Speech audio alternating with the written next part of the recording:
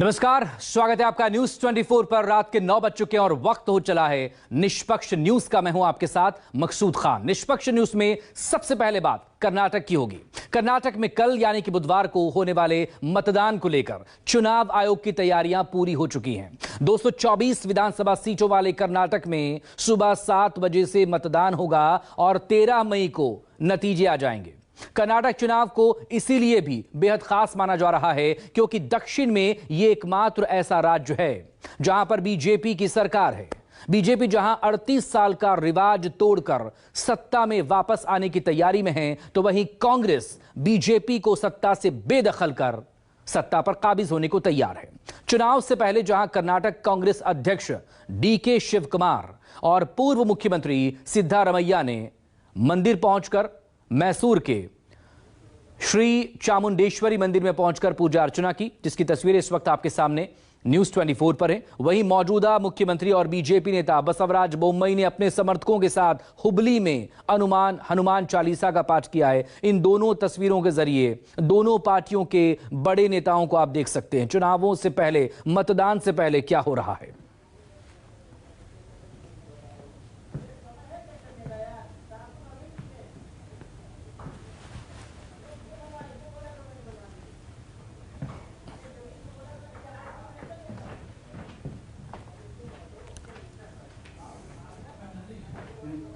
2024 के लोकसभा चुनाव के लिए बीजेपी के खिलाफ विपक्षी दलों को एकजुट करने की मुहिम के तहत आज बिहार के मुख्यमंत्री नीतीश कुमार ने भुवनेश्वर में ओडिशा के मुख्यमंत्री नवीन पटनायक से मुलाकात की है।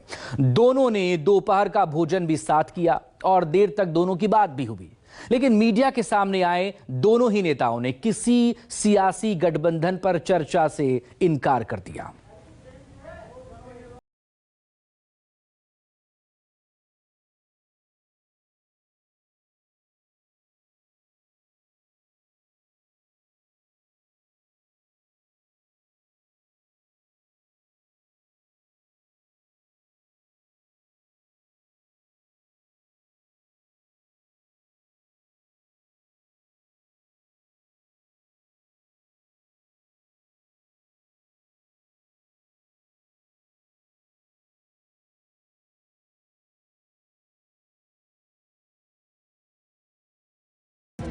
पॉलिटिकल डिस्कशन है, हम लोग का तो पुराना रिश्ता है। आप सब पॉलिटिकल बात की चिंता मत करिए। हम लोगों का संबंध इतना ज्यादा है कि पॉलिटिकल बात सोचने की जरूरत नहीं है। कि यहाँ पर इतना लोग आता है टूरिस्ट देखने के लिए, तब पहले से बात हो गई थी, तो आज ये तय कर दिए कि नहीं ठीक है। आज old friendship, ours is an old friendship, as I've said, and we've also been colleagues many years ago. No discussions were held about any alliances today.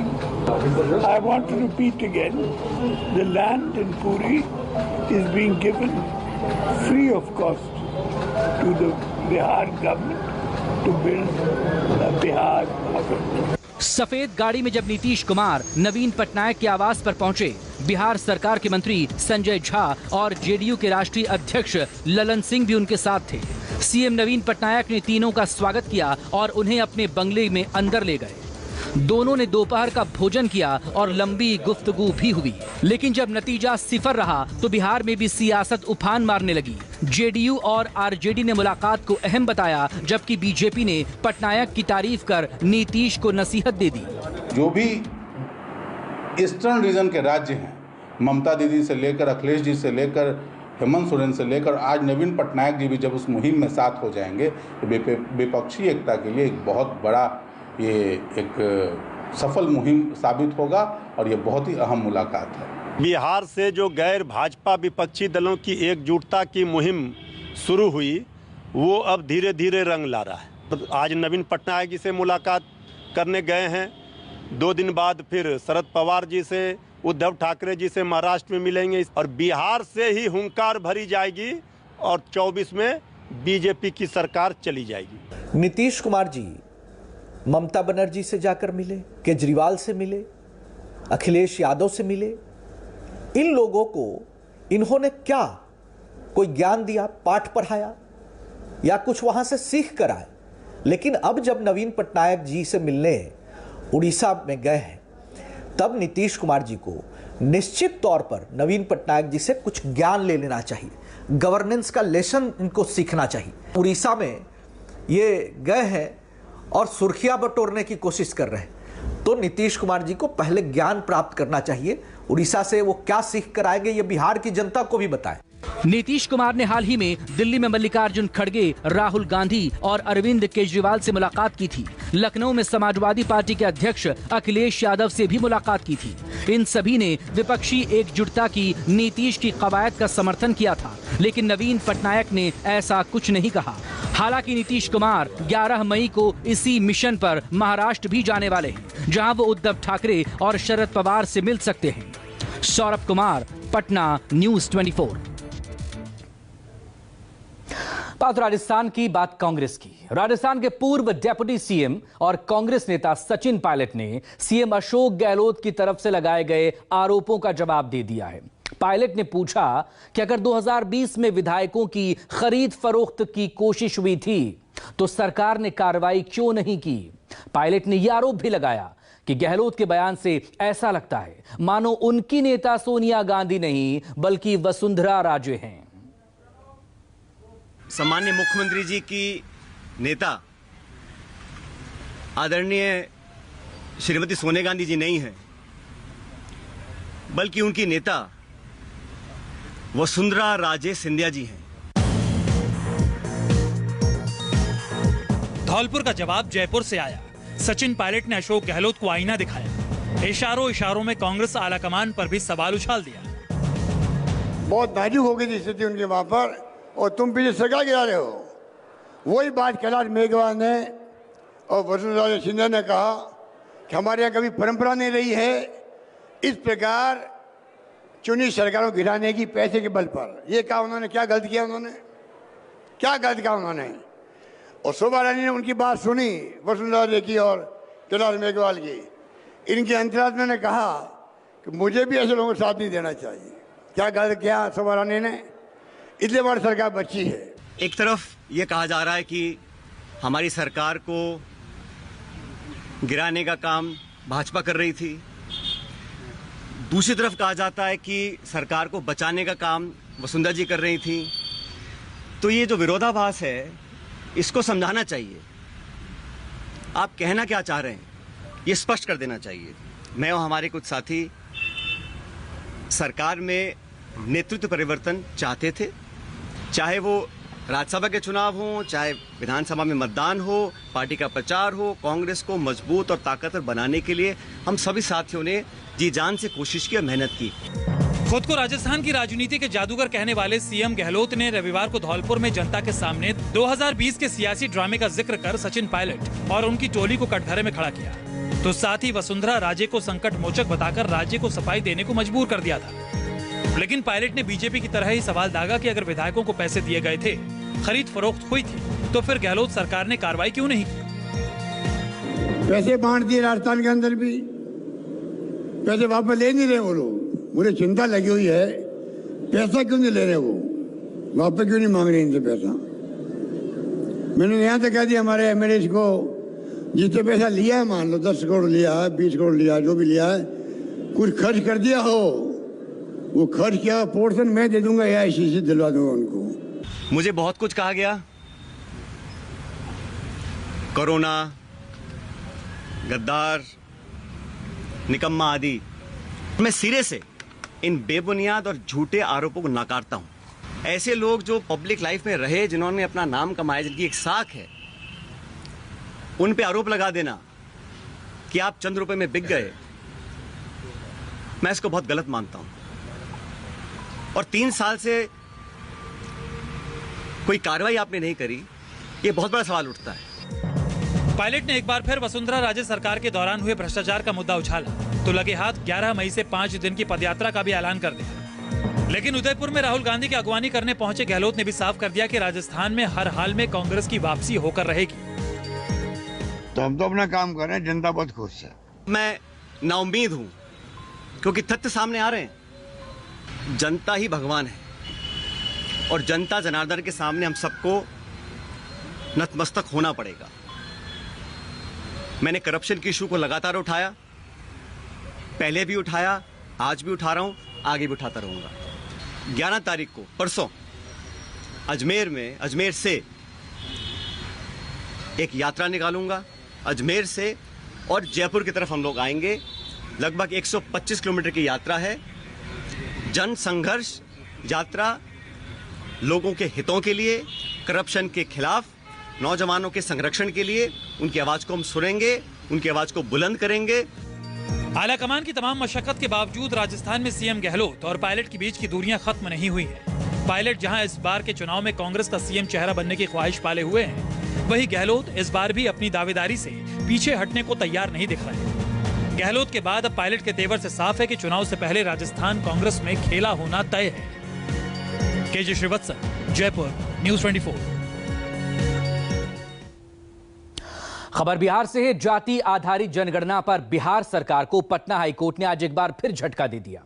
Court ने इस मामले की सुनवाई 3 जुलाई से पहले करने से इनकार कर दिया है।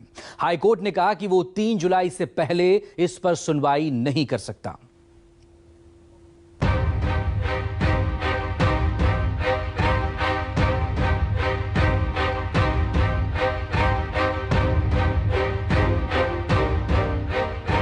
पटना हाईकोर्ट ने बिहार सरकार के मंसूबों पर पानी फेर दिया है। पहले जातीय जनगणना पर 3 मई तक रोक लगाने वाली अदालत ने बिहार सरकार की उस याचिका को भी खारिज कर दिया, जिसमें सरकार ने इस मामले की तुरंत सुनवाई की अपील की थी। हाईकोर्ट के इस झटके से बिहार सरकार की पेशानी पर बल आ गया है, लेकिन सरकार में बैठे लोगों को अब भी ये उम्मीद है कि बिहार में जातीय जनगणना जरूर होगी, क्योंकि ये जनहित में है, क्योंकि ये जरूरी है। जातीय जनगणना बिहार में होगा और होकर रहेगा। तमाम कानूनी पहलू हम लोग अभी इसमें देख रहे हैं। कानूनी विशेषज्ञों से राय ली जा रही है और उन राय के बाद हम लोग इसमें आगे बढ़ेंगे। और जो हाईकोर्ट ने अभी जो हमारी अपील को ठुकराया है, इसमें हम आगे के भी जो कानूनी ऑप्शंस है उसको तलाश करके हम लोग इसमें आगे बढ़ेंगे। चुनावी लाभ हानि से इसे जोड़कर नहीं देखा जाना चाहिए।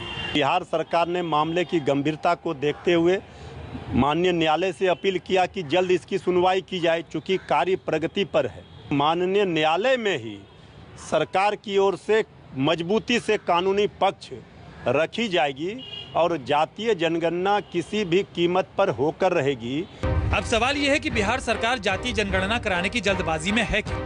दरअसल बिहार में महागठबंधन की सरकार जातीय जनगणना के आंकड़ों को 2024 लोकसभा चुनाव और 2025 के विधानसभा चुनाव में एक ब्रह्मास्त्र की तरह इस्तेमाल करना चाहती है। सरकार को पता है कि जब जनगणना के आंकड़े सामने आएंगे, तब एक बार फिर से जनसंख्या के मुताबिक पिछड़े तबके की भागीदारी और आरक्षण में उसके हिस्सेदारी की बात होगी। फिलहाल बीजेपी इस मामले में पड़ने से बच रही है। हाईकोर्ट के आदेश पर खुशी का इजहार कर रही है। नीतीश कुमार जी ने जिस तरीके से चोरी छुपे और रहस्य के पर्दे में जाति गणना कराने की कोशिश की, तो अपनी मंशा का भी इजहार सही तरीके से उन्होंने कोर्ट में नहीं किया और उनकी भद पिट गई। और ये ओबीसी समाज को बिहार की सरकार ने चिट कर लिया।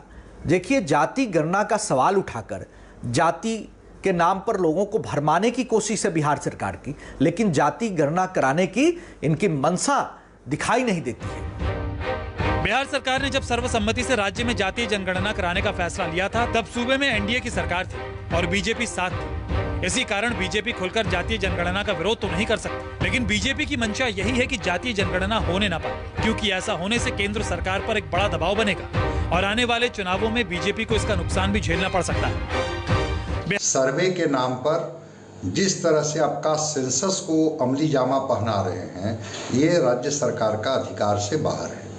केंद्र ऐसा करवा सकती है। अपनी संख्या के भारीपन को दिखाने के लिए कास्ट सेंसस को एक अमली जामा पहनाने की कोशिश की जा रही है। बिहार में जातीय जनगणना की जंजीर टूटेगी या फिर और मजबूत होगी, फिलहाल ये कहना मुश्किल है और सबकी नजरें अब 3 जुलाई पर टिक गई हैं। जातीय जनगणना एक ऐसा ब्रह्मास्त्र है जिसका फायदा चुनाव में बिहार सरकार लेना चाहती है। अब जातीय जनगणना बिहार में होगा नहीं होगा, क्या इसकी रिपोर्ट जारी होगी नहीं होगी, यह जानने के लिए हमें और आपको 3 जुलाई तक का इंतजार करना पड़ेगा। कैमरामैन डीसी के साथ Saurabh Kumar, Patna, news 24। Film the Kerala story पर देश भर में हंगामा बरपा है। कहीं विरोध हो रहा है तो कहीं इसका समर्थन भी। कई राज्यों में फिल्म पर बैन लगा दिया गया तो वहीं कई राज्यों में इस फिल्म को टैक्स फ्री किया जा रहा है। कर्नाटक में कल वोटिंग होनी है तो वहां चुनावी मुद्दा यह बन चुका है, आखिर इस फिल्म में ऐसा क्या है जिस पर इतना घमासान छिड़ा हुआ है। इस report. This is a global agenda. हमारे एक्स चीफ मिनिस्टर ने बोला है कि अगले 20 साल में केरला इस्लामिक स्टेट बन जाएगा। फिल्म द केरला स्टोरी इस वक्त देश भर में सुर्खियों में, कहीं समर्थन तो कहीं जमकर विरोध हो रहा है। क्यों ज्वाइन किया और कैसे ज्वाइन किया ये जानना जरूरी है। इस फिल्म में आखिर ऐसा क्या है जिसको लेकर इतना हंगामा बरपा है, आपको बताएंगे। लेकिन उससे पहले जरा इस फिल्म पर राज्य दर राज्य किस कदर सियासत हो रही है ये समझिए। पश्चिम बंगाल में 3 दिन चलने के बाद फिल्म को बैन कर दिया गया। तमिलनाडु में पहले से ये फिल्म बैन है। केरल में भी रोक की मांग की जा रही है। वहीं बीजेपी शासित राज्य यूपी और एमपी में ये फिल्म टैक्स फ्री है। बिहार में बीजेपी नेताओं की ओर से टैक्स फ्री करने की मांग की जा रही है, जबकि चुनावी राज्य कर्नाटक में ये एक बड़ा मुद्दा बन गया है। पश्चिम बंगाल के सीएम ममता बनर्जी के मुताबिक उन्होंने ये फैसला नफरत और हिंसा के किसी भी घटना से बचने और राज्य में शांति बनाए रखने के लिए लिया है। It is not the problem is today. It is the problem for so many years. And nowadays, it is the man-made problem. What they tried in Bengal also. If the political party play with fire, with casteism, or division, or divide and rule politics, why these Kashmir files? To humiliate one section. What is this Kerala files? Really unfortunate that Didi, without watching the film, how could she decide that it is a threat to law and order when Calcutta has gone out and saw the film with wholeheartedness? Kolkata has seen the film with their heart. Kolkata had not a single incident, untoward incidents has happened in Kolkata. Nobody reported any kind of agitation in front of cinema hall. Maharashtra में इस film के 2 crew members को धमकी भरे message और call किए गए। साथ ही सियासत भी चरम पर है। एनसीपी नेता जितेंद्र आव्हाड ने तो फिल्म बनाने वालों को फांसी तक देने की मांग कर डाली। केरला फाईल्सच्या नावाखाली एका राज्याला तर बदनाम केलंच, पण तिथल्या महिला भगिनींना पण बदनाम केलं। आता आकडा ऑफिशियल येतोय 32,000 कुठे आणि 3 कुठे। हा जो कोण प्रोड्युसर आहे ज्यांनी हे काल्पनिक चित्र उभं केलं त्याला तर भरचौकात फाशी द्यायला पाहिजे, आणि जो कोणी याचा प्रोपगंडा करतायत त्यांना लाजही वाटत नाही। मैं इस फिल्म का प्रशंसक हूं। यह एक बड़ी सामाजिक समस्या है, किसी ने हिम्मत को उसको लोगों के सामने लाया है। माननीय पंतप्रधान नरेंद्र भाई मोदी जी ने भी इस फिल्म का जिक्र किया। न्यायपालिका के विरोध में जब लोग इसके विरोध में गए तो न्यायपालिका ने भी इसको दिखाने की परमिशन दी, और समाज में केवल केरला में नहीं सारे देश में लोग इस समस्या को भुगत रहे हैं। ये एक दबी छुपी आतंकवादी गतिविधि का स्वरूप है जो भारत को कमजोर करने का षड्यंत्र है। इधर यूपी में द केरला स्टोरी को टैक्स फ्री करने के ऐलान के बाद खुद सीएम योगी आदित्यनाथ अपनी कैबिनेट के साथ इस फिल्म को देखेंगे। मुख्यमंत्री अपने पूरे मंत्रिमंडल के साथ 12 मई को लखनऊ में ये फिल्म देखेंगे। जो राजनीतिक दल हैं जिनकी राजनीति कुछ के साथ और कुछ के विकास पर निर्भर रहती है, उन्हें न कश्मीर फाइल्स के नाम से जो फिल्म आई थी वह पसंद आई थी, और ना ही द केरल स्टोरी जो हिंदुस्तान को सच दिखाने का प्रयास हो रहा है। और इस देश के अंदर कुछ राज्य ऐसे हैं जो इस फिल्म को प्रसारित करने पे प्रतिबंध लगाने का काम किया है। धर्म परिवर्तन और आतंकवाद पर बनी इस फिल्म को लेकर शुरू से ही विवाद है। द केरल स्टोरी फिल्म में उन लड़कियों की कहानी है जो नर्स बनना चाहती थी लेकिन आईएसआईएस की आतंकी बन गई। फिल्म के ट्रेलर में यह दावा किया गया था कि केरल की 32,000 लड़कियां ऐसी घटना की शिकार हो चुकी हैं, जिसको लेकर विवाद शुरू हुआ तो मामला सुप्रीम कोर्ट पहुंचा। सुप्रीम कोर्ट ने तब सुनवाई से इनकार करते हुए याचिकाकर्ता को हाईकोर्ट जाने को कहा। इसके बाद फिल्म के रिलीज के दिन यानी 5 मई को केरल हाईकोर्ट ने सुनवाई की और फिल्म पर बैन लगाने से इनकार कर दिया। हालांकि हाईकोर्ट ने फिल्म निर्माता को 32,000 लड़कियों के धर्म परिवर्तन के आंकड़े को हटाने का आदेश दिया था, जिसके बाद फिल्म मेकर्स ने यह दावा वापस ले लिया। इसके साथ ही फिल्म के डिस्क्लेमर में भी इस फिल्म को फिक्शन फिल्म बता दिया गया। आपको बता दें कि सुदीप्तो सेन के डायरेक्शन में बनी इस फिल्म को विपुल अमृतलाल शाह ने प्रोड्यूस किया है। करीब 40 करोड़ रुपए के बजट में बनकर तैयार हुई ये फिल्म देश में करीब 1300 स्क्रीन पर रिलीज हुई है। अभिनेत्री अदा शर्मा के लीड रोल वाली इस फिल्म को समाज का एक बड़ा वर्ग जहां प्रोपेगेंडा बताकर इसके खिलाफ खड़ा है, वहीं बड़ी संख्या में लोग इस फिल्म की जमकर तारीफ भी कर रहे हैं। Bureau report, news 24।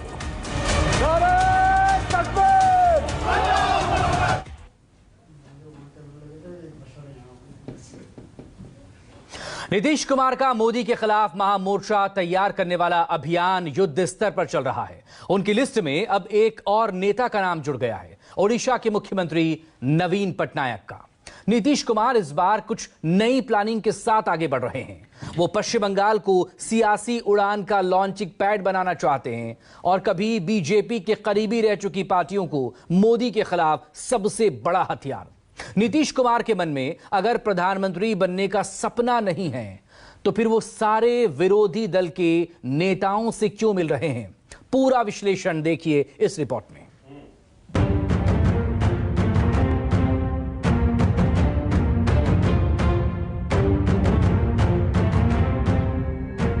तो क्या आज जो तस्वीर आई वो बीजेपी के लिए अच्छी खबर नहीं थी? जिस बीजेपी को छोड़कर शिवसेना और अकाली दल जैसे भरोसेमंद साथी चले गए, अब उससे एक और पुराना साथी क्या अलग हो जाएगा? पेश है एक और मुलाकात पर मुलाकात। बाकी सारी मुलाकातों में एक और यादगार मुलाकात। बिहार के मुख्यमंत्री नीतीश कुमार और ओडिशा के मुख्यमंत्री नवीन पटनायक मिले तो दोनों की एक दूसरे से क्या बात हुई? क्या इस मुलाकात पर नवीन पटनायक एनडीए और बीजेपी का साथ छोड़ देंगे और प्रधानमंत्री नरेंद्र मोदी के खिलाफ चले जाएंगे? उड़ीसा के मुख्यमंत्री नवीन पटनायक और बिहार के मुख्यमंत्री नीतीश कुमार अच्छे दोस्त हैं, लेकिन इस मुलाकात का यह मतलब नहीं है कि नीतीश कुमार जो कहेंगे नवीन पटनायक वही करेंगे। उड़ीसा नीतीश कुमार अकेले नहीं गए थे, बल्कि उनके साथ जदयू के राष्ट्रीय अध्यक्ष ललन सिंह और बिहार सरकार में मंत्री संजय झा भी उस मुलाकात में मौजूद थे।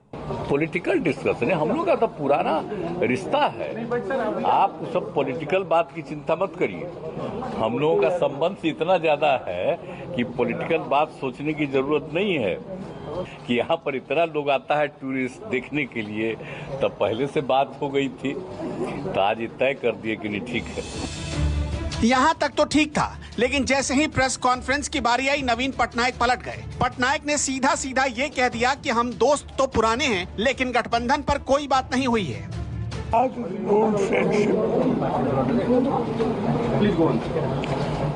an old friendship, as I've said, and we've also been colleagues many years ago.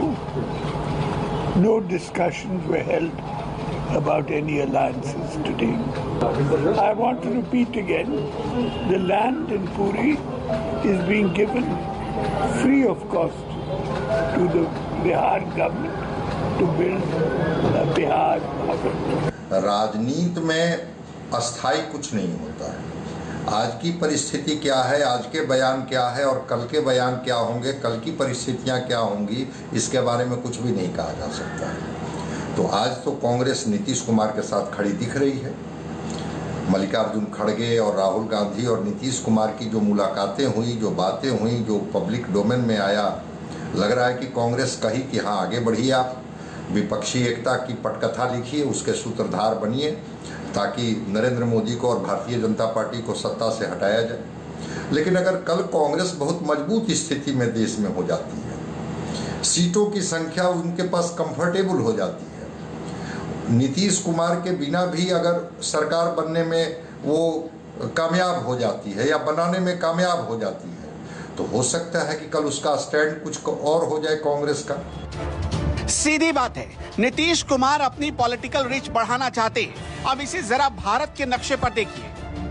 Bihar के दो पड़ोसी स्टेट पश्चिम बंगाल और उत्तर प्रदेश तक पहले ही पहुंच बना चुके थे नीतीश।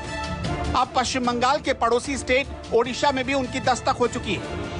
अगर ठीक से समझे तो नीतीश कुमार छोटे छोटे पॉलिटिकल पॉकेट बना रहे हैं। इससे फायदा ये होगा कि ज्यादा एरिया कवर करेंगे और बीजेपी को ज्यादा से ज्यादा नुकसान पहुंचाने के एडवांटेज में रहेंगे।